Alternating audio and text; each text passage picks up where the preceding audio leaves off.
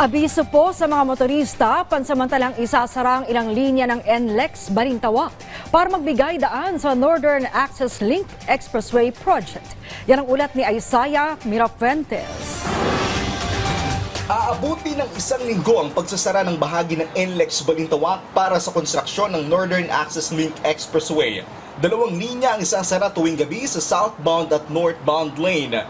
Starting tonight po, starting at 8 p.m. up to 4 a.m. Meron po tayong kailangan i-close yung dalawang innermost lanes ng NLEX. Both directions na po going north and south. Dito sa area between yung entry from EDSA at saka yung Balintawak to Plaza.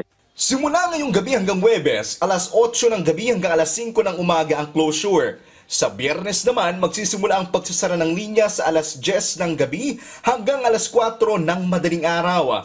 Pinakamatagal na isasara ang mga nasabing linya sa Sabado, 9 p.m. hanggang 2 p.m. ng sumunod na araw. At sa Linggo ng alas 8 ay muli itong isasara ng hanggang alas 4 ng madaling araw.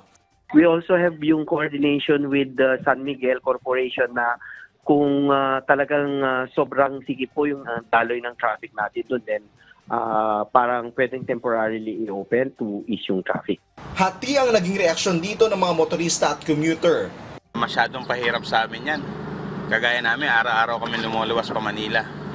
Masyadong pahirap, dapat bigyan kami ng magandang alternate na daan. So for improvement naman po, siguro po pansamantala po, pero mas okay naman po kasi po para po naman po sa mas mapabilis pa rin po yung traffic po.